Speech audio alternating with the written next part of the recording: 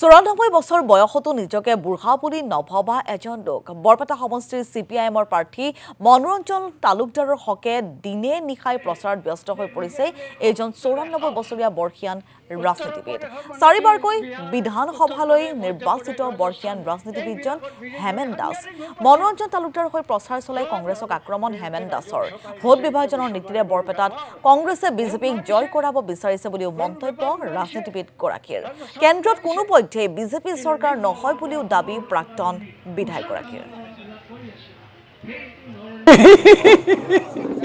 মইতো বুঢ়া হোৱা নাই বয়সে হৈছে 94 বছৰ হৈছে মই বুঢ়া বুলি নাভাবোঁ বয়সটো হৈছে ঠিকেই গতিকে মই প্ৰত্যেক দিনে এখন মিটিং কৰি আছোঁ এইখানে হৈছে মোৰ 8খন মিটিং হ'ল এই ৰাতি মিটিং কৰি আছোঁ মইতো বিভিন্ন জেগাত ভাল সঁহাৰি পাইছোঁ বুজিছেনে মই সেইদিনা গ'লোঁ এখন মিশ্ৰিত জেগাতে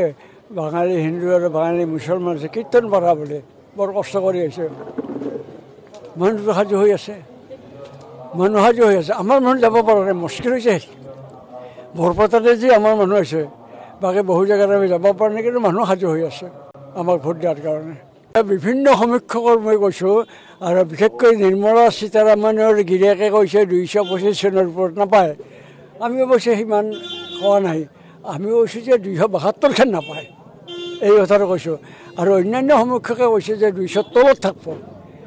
200 তলত থকাটো বেছিভাগ সমীক্ষকৰে মত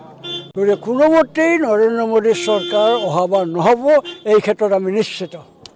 78 চনৰ পৰাই ক'ত আছে অসমীয়া গোট ক'ত কংগ্ৰেছ আছে নাই নহয় কংগ্ৰেছ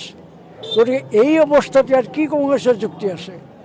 কংগ্ৰেছে ভাবছে যে সেই ভোটকেইটা বিভাজন কৰোঁ সাধাৰণ মানুহৰ মাজত বিভেদ সৃষ্টি কৰোঁ তাৰ কাৰণে এইবিলাক কাম কৰিছে আমি এতিয়াও কৈছোঁ কংগ্ৰেছক যে তোমালোকে এইটো বন্ধ কৰা